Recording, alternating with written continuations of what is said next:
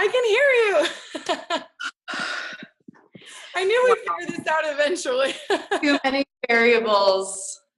Oh my goodness. Well, it's good to see you. I can't believe it.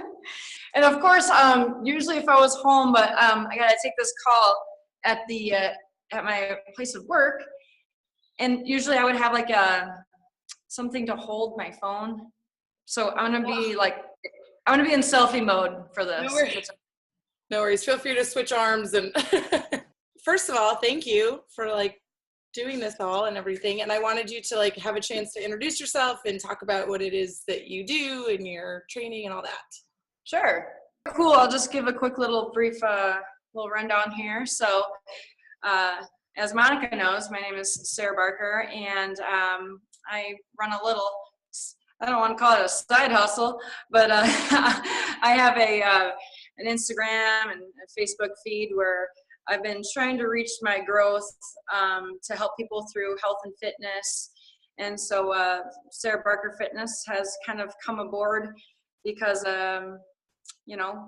in my place of work, I only work one-on-one with people.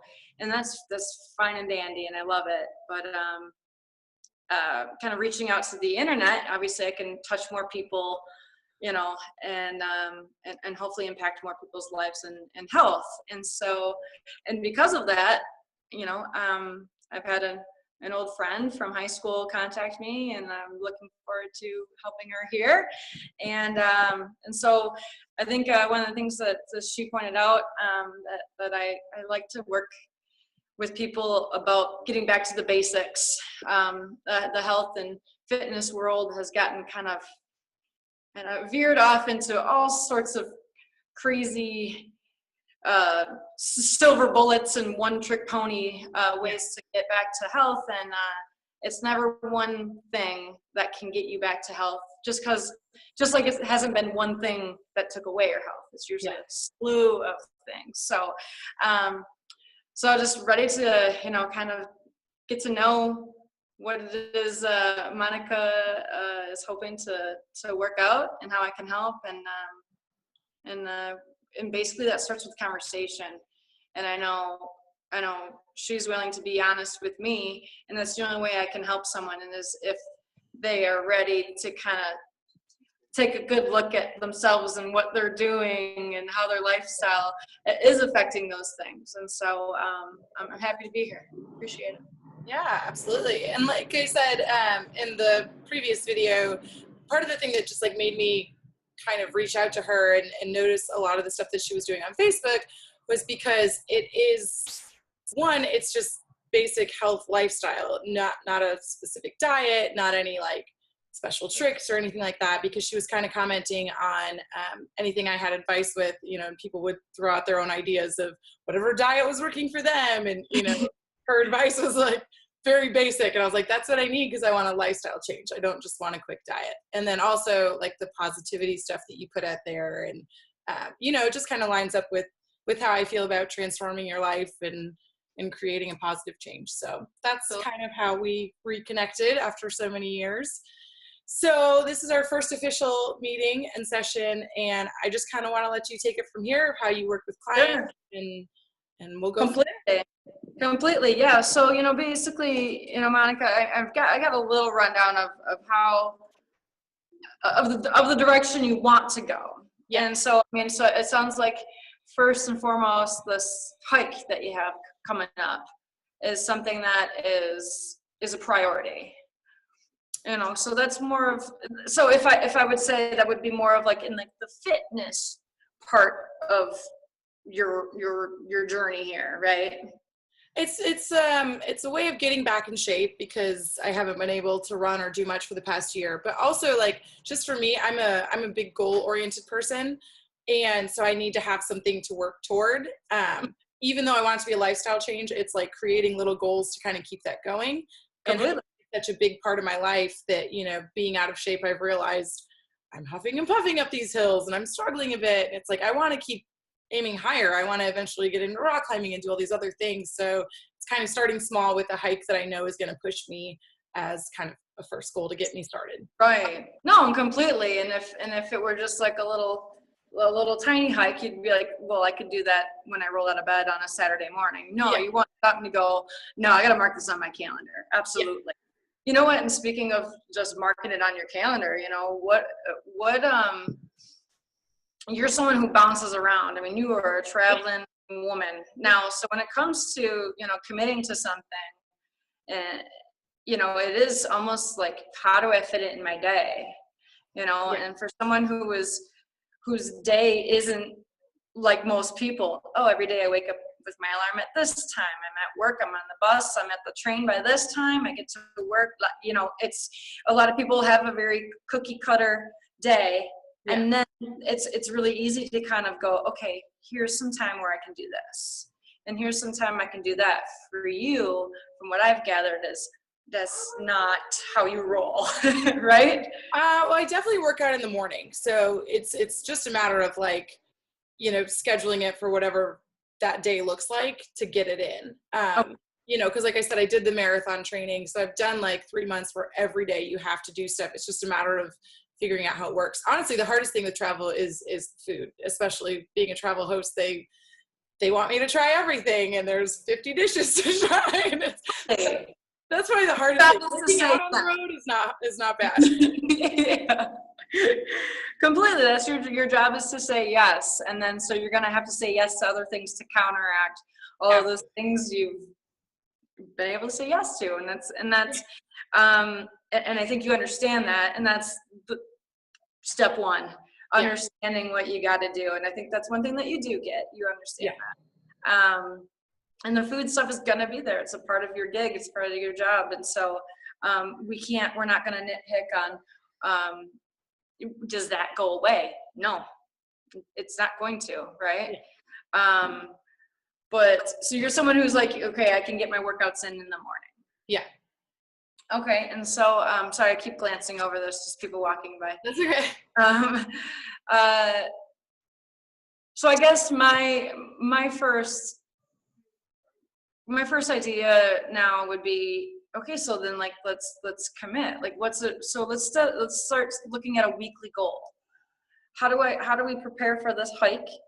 Well, you got to start getting consistent with some activity. Mm-hmm. Something that's going to get your heart rate up. Something that's going to build some strength in your legs to hike up a mountain. Okay, and so if you're goal oriented, you know, I would say start by looking at, you know, the rest of this week. What does it look like? Can you get 2 to 3 workouts in this week? Maybe that's the goal, but I don't want to set the goal for you, by the way.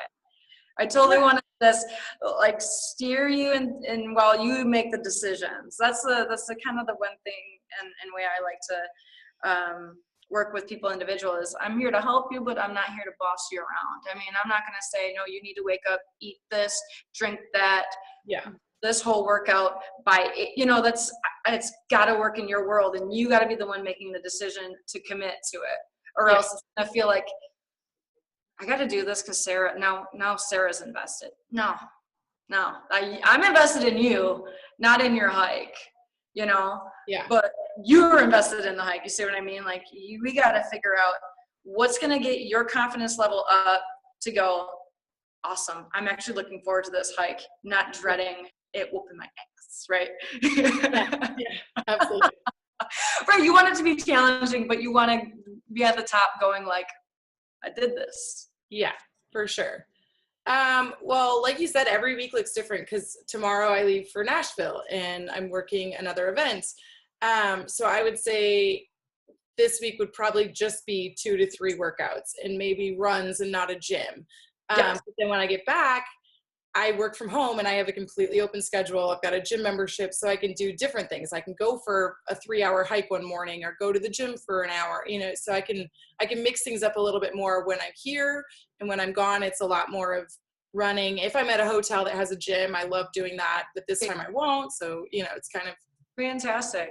Yeah. You know, and I'm sure you do enough, research to the cities that you're going to, or been to cities long enough times to go, you know, I feel safe running that beach, or I feel, you know, obviously gotta take that in consideration. Or what kind of hotel is it? Can I go, you know, oh, there's a pool. I haven't swam in a while and I need that recovery. Let's go. I'm going to make sure I swim.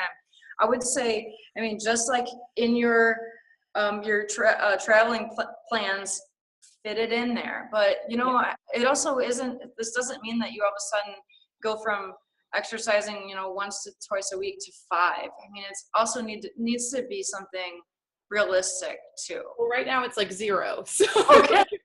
When I said 2 to 3 and you're like, no, 2 to 3, that's already a huge increase. Big time. So I mean, so it's like, all right, but how urgent are you on getting in shape with this race?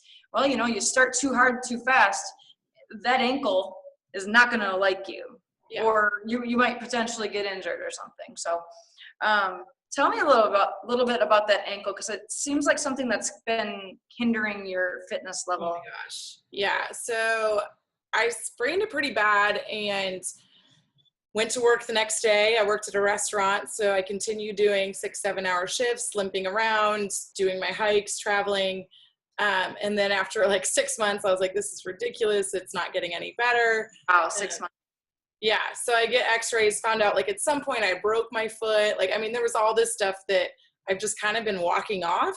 And honestly, there wasn't much I could do about it. Like, they sent me to physical therapy, but I'm still working on my feet. And so there's no rest, right? I mean, yeah, like I can't. Yeah. And a lot of it honestly was the restaurant. It was the movements at the restaurant. It was the, you know, quick turns and stuff, because I noticed when I was traveling, even if I was line dancing 8 hours a day, it didn't hurt as bad as a shift at the restaurant. Yeah. So I just eventually quit there, which is great. And when I'm traveling, it's kind of healed a lot, and I've been able to run now. And I would say 3 miles is kind of the max before I start to feel it, but it's definitely not like it was. It doesn't swell up. So it hasn't actually hurt in the last probably 3 months. So I think we're finally on the other side of it. Oh, and I'm sorry, and I'm jotting down all this stuff right here on my notepad. So you've been about pain-free for about 3 months now? Yeah. How does it feel after your runs? You said you can start feeling it about 3 miles. What does it feel like afterwards? Like the next day, are you like, oh yeah, that's even worse? Only if I push it past that. Like the times that I've pushed it, probably 3, like I said, is the max. So then I feel it the next day. But if I do 1 or 2, it's totally fine the next day. So that's a lot of it too, is that for a year I haven't been able to run. So I'm also really out of shape now. So, you know, and then I'm the person that tries to go hard and get back in shape quick. And that's just. Right. Yeah. No, yeah. And then that's asking a lot of an old injury that could get easily flared up. Right. Yeah. So you got to ease into that too. So when you say like, now, like for someone like me, like me just running 3 miles, I'd be totally satisfied with that. And I'd be like, I am fit. Let's do this. But what's the mileage that like you want to strive to get back to? I loved when I could just go for like a 5-6 mile run. Okay. Anything more than that, I think is a bit much. Like doing the marathon training, I have no desire to do the 12-14 mile runs again. Like 10K is like your money spot right there, right? Yeah, if I could consistently run that, I would be super happy. And honestly, the biggest thing for me, because I like running and hiking, I don't do weights. I hate weights. So I get out of shape very quickly when I can't run because I don't have the muscle to back it up. And the older I get, the more I've noticed that there's just. Yeah. No, and that is, you know, there's more of a growing acceptance, especially for women, that getting some muscle on our body actually will help minimize injuries, help us recover from injuries. And when you're going through that last mile of that last push, you're not, you know, you're feeding off muscle, not just pounding and pounding and pounding, you know. So, and I'm not saying that you need to start lifting weights, but something to consider. And it sounds like you know that, but you know, but I would say after this hike or before this hike, you know, maybe find a 10K to sign up for if you'd like. Oh yeah. If you like that push, but I mean, obviously you got to get there. Yeah. When you're confident and ready. Yeah. But what date is this hike, by the way? I don't have a specific date. I was thinking either end of August, beginning of September. A lot of it depends on weather with that hike, because you can't do it when it starts to get snow. But then if it's 100 degrees at the bottom, that's tough. Yeah, we want to be safe, right? Yeah, so I'll probably like the first or second week of September is what I'm thinking. Okay. But we can kind of see how we're feeling too, and if it's Sure. Well, how long is there like when it comes to mountains, does it give a typical time of like what most people would finish in? Is that, that's like it's not like going for a run and being like people finish no. at a mileage of this. Is it like a 3-hour climb? Is it a? So I had friends that were like ridiculously fit that did it in like 5-6 hours, but I would say it's probably more of like an 8-hour hike. Okay, because this sounds more like a climb than a hike, if it's going to be that steep. Okay, all right. Well, so first, I would say you got to get to the condition to where you can be constantly moving. I mean, look, you worked at a high pace restaurant. You know what it's like to be moving for 5 to 6 hours at a time, right? That's one thing. You're not coming from like working a desk job. Thank God, because that would crush you to be like, hey, just stand for 6 hours. That would hurt. Yeah. So we got to start like building your endurance to be like, I can physically be challenged for an hour at a time, and then build from there, and then build from there. Because if you're running 3 miles, how long is your pace about, or how long does it take for you to run 3 miles? If you were to do that today, I would say it's probably about an 11.5-minute mile. Okay. That's when okay. I'm in shape, it's around 10. So. Right, and that's okay. So you're probably just say, okay, I could put one foot in front of the other at a tempo of a jog for 40 minutes. Yeah. And then do you think that foot would start talking to you before your lungs and your legs would? No, I think it's more being out of shape now than it is the ankle. Okay. Hey, just good to know. Good to know. But that's exactly when it's really nice to be able to cross train and to be able to bike really hard or go on an elliptical. So is that an elliptical I see behind you? Yeah. Yeah. Fantastic. Okay.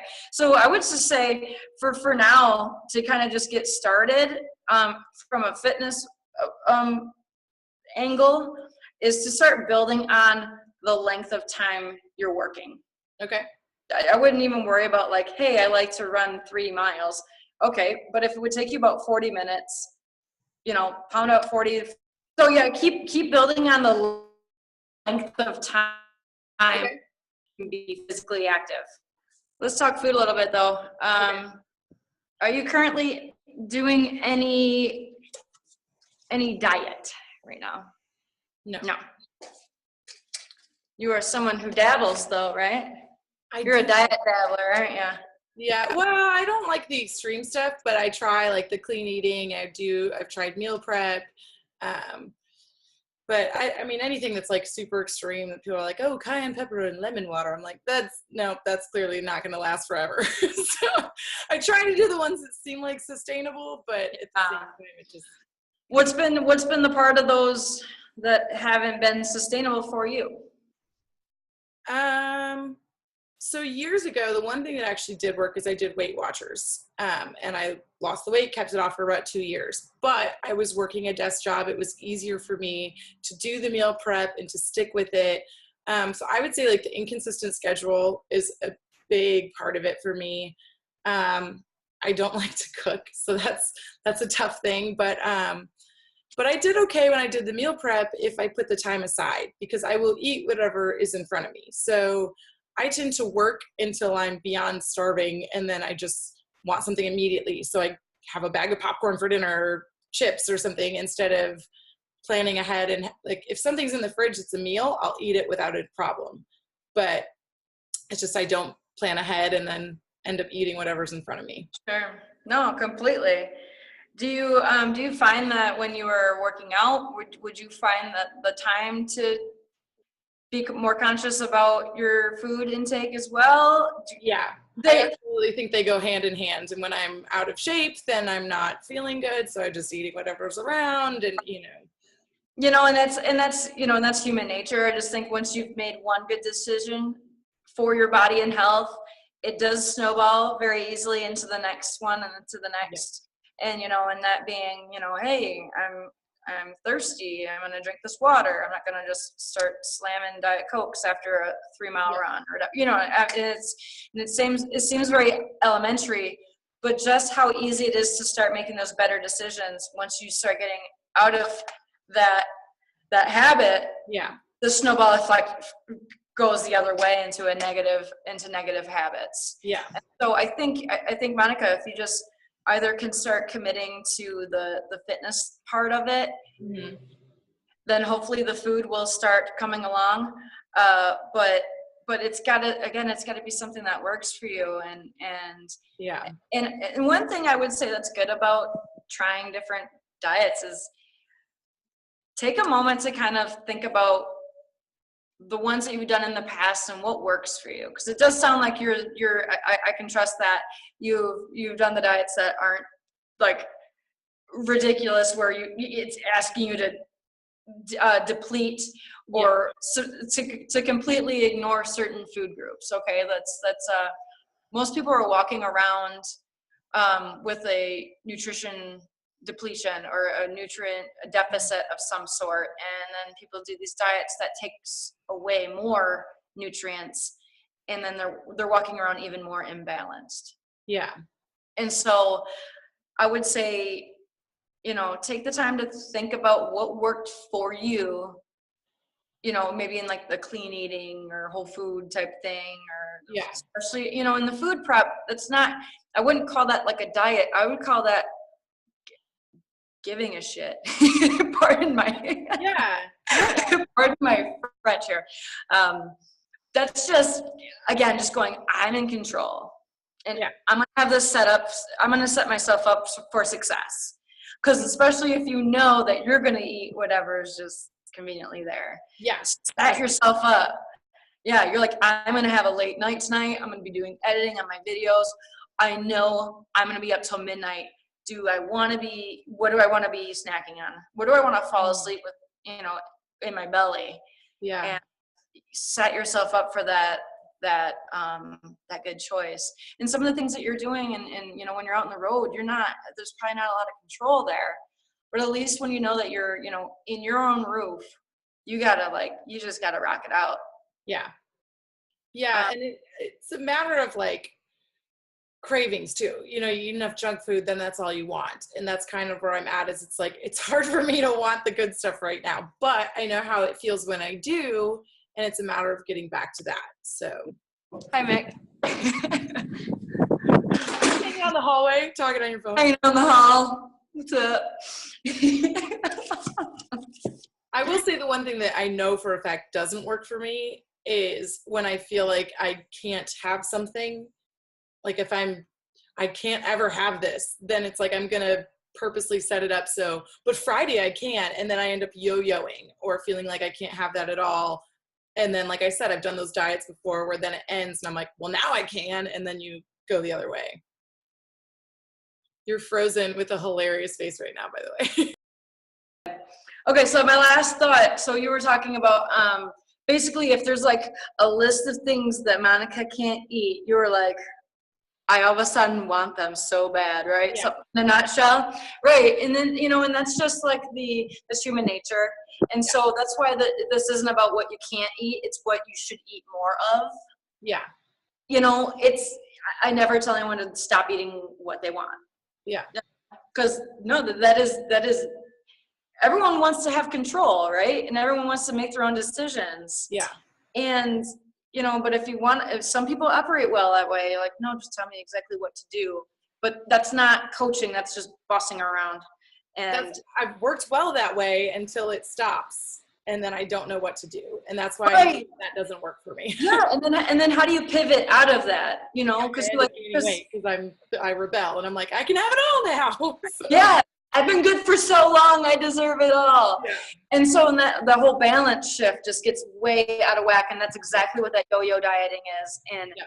And it's you know, and then what it does, you know, and I think women actually take it a little harder. We feel like we've failed, and we're, oh my gosh, I'm just never gonna have, I'll never fit in those clothes that I used to fit in, and blah, you know, and you can just go down the list of things that we start really feeling really crappy about. Yeah.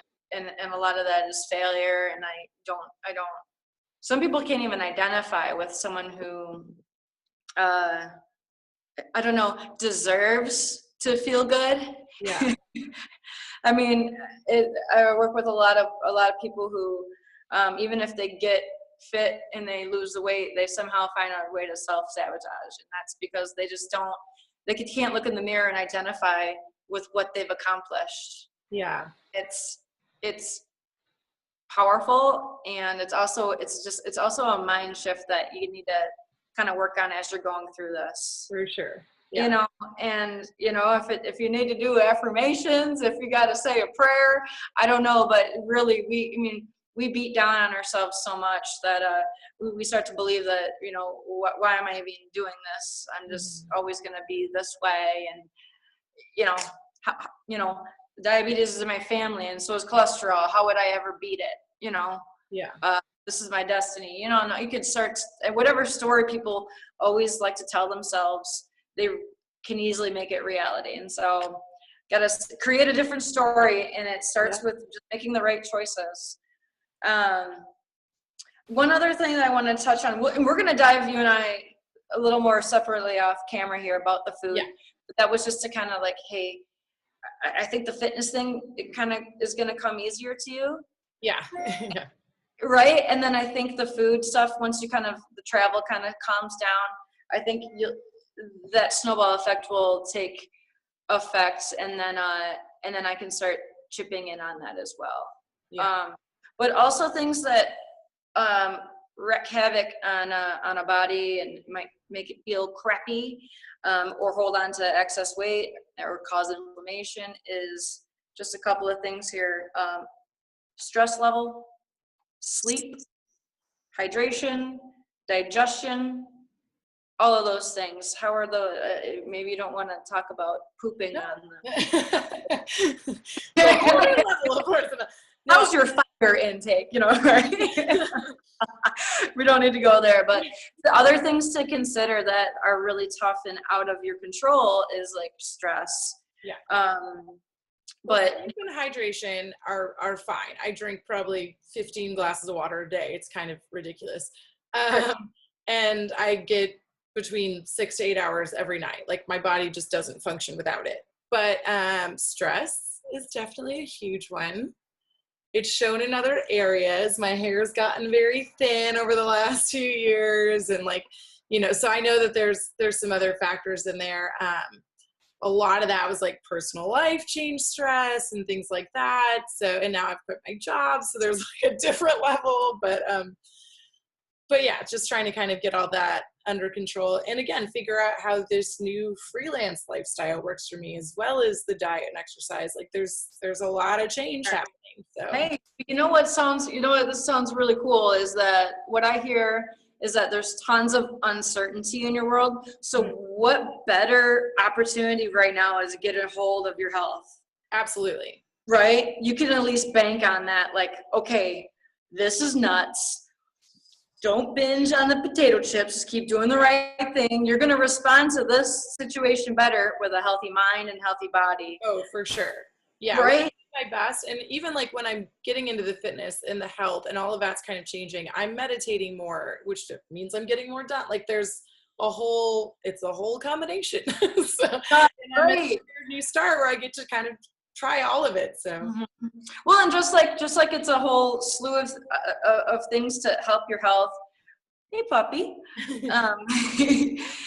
It's never the one thing that's taking your health down. It's not just the food, right? It's not just it's not just the ankle injury. It is the stress and the travel and all these other things. So I mean, it's a tug of war, right? You got 5 things on one side. Which side has more team members on it? Hopefully your side has it. Yeah. But that's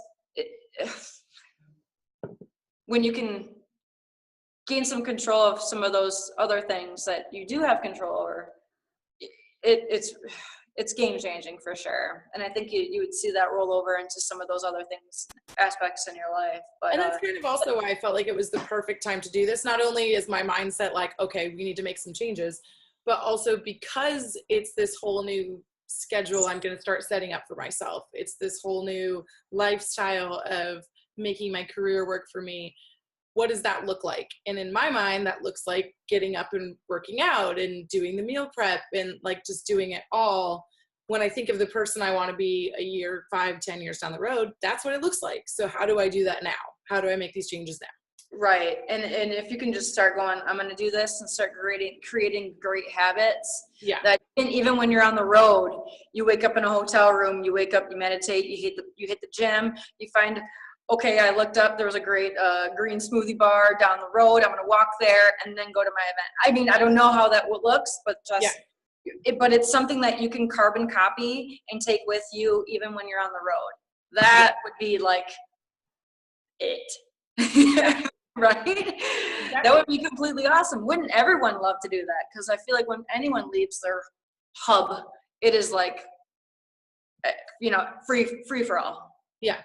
Right. And that's going to be a part of your world, is leaving the house, for days, weeks. How long do you leave every once in a while? Like, oh my gosh, it varies. I mean, if I'm just doing like a shoot for the show, sometimes it's 2 days, but then I was just gone for 3 weeks filming in 2 different states, and then I'm back for 2 days and going to Nashville, but then I have nothing for 4 months. So it's it's just kind of all over the place. But I do working out and traveling, actually, for some reason I love to go for runs when I travel. So that's like, I actually work out more when I travel, but the food thing is crazy. So. Yeah, right. You're like, maybe because Yeah.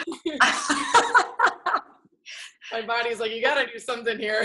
No, that's totally right. Well, okay, but again, at least your brain works that way. Yeah. Man, right. Well, good. So water's good. Sleep is pretty good. So 6 to 7 that's fairly good. To get a gauge on that stress level, if you don't mind sharing, stress level 1 to 10, 10 being like, my life is in shambles and I need serious help, to 1 being like, oh yeah, everything's groovy. Honestly, it's such a weird thing. I was thinking about this yesterday because I've had a lot of anxiety for the last few years, like really bad. And ever since I quit the restaurant, I'm like weirdly calm.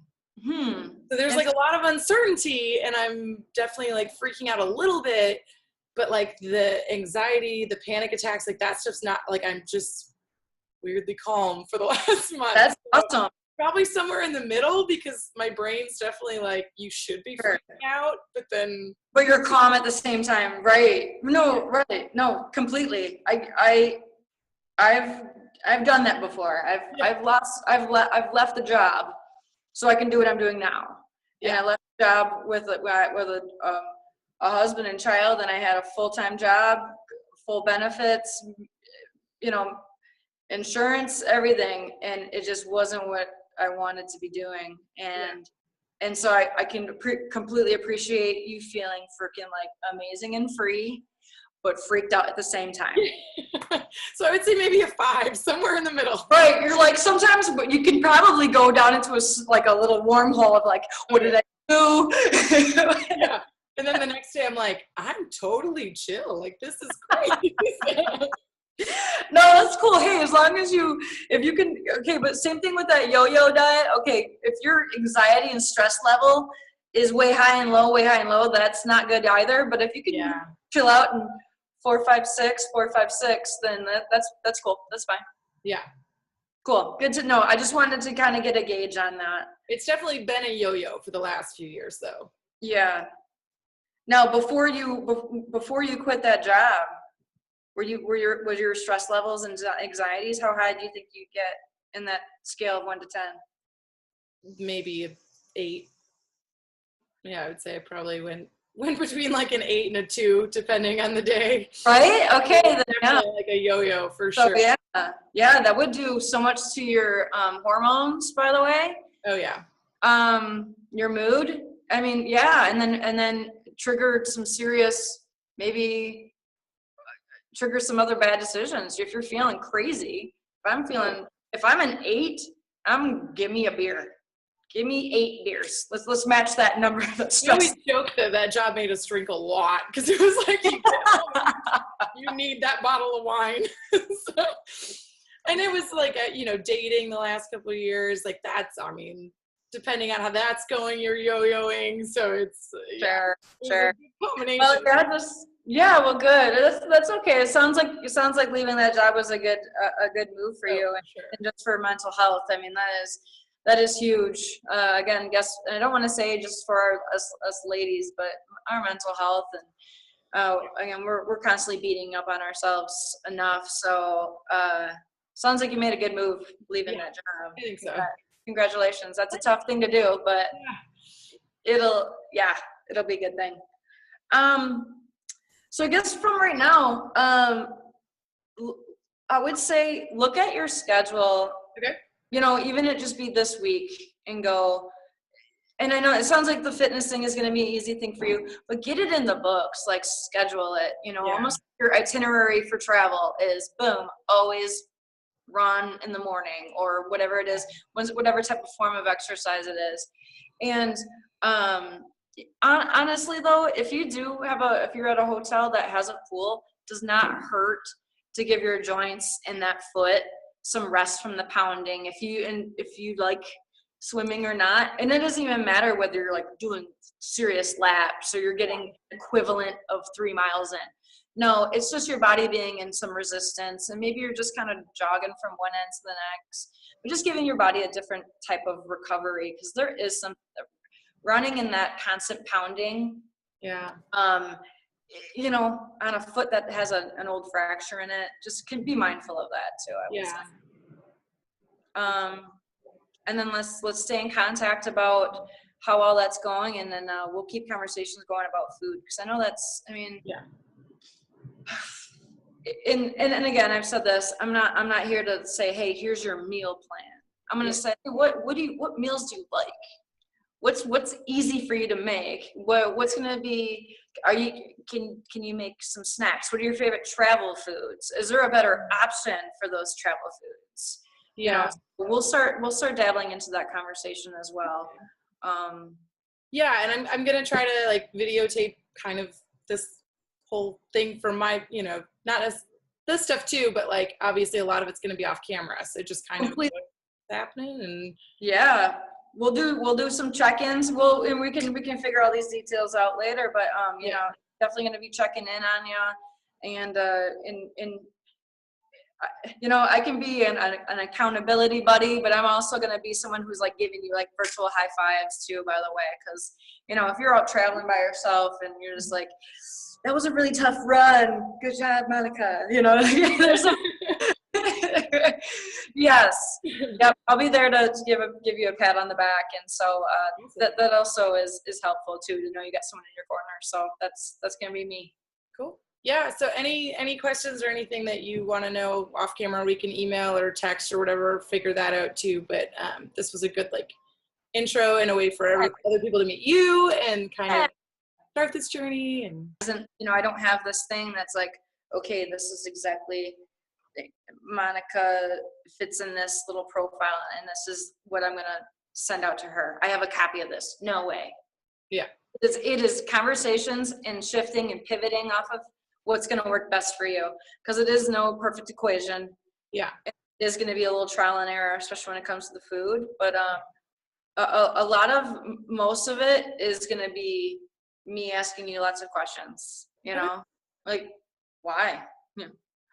Why did you binge eat at 10 o'clock? I don't know. And it is gonna have to be a little honest about or way honest about some habits that you might be aware of, but start being aware of some things that you might have developed.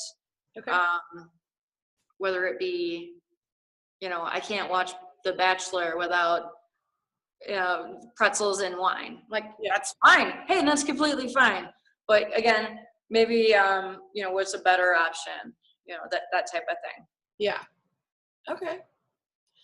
We'll get it started that way. Yeah, that sounds good. All right. All right. Well, then I'll talk to you later. All right. Thanks. We'll see you. Bye.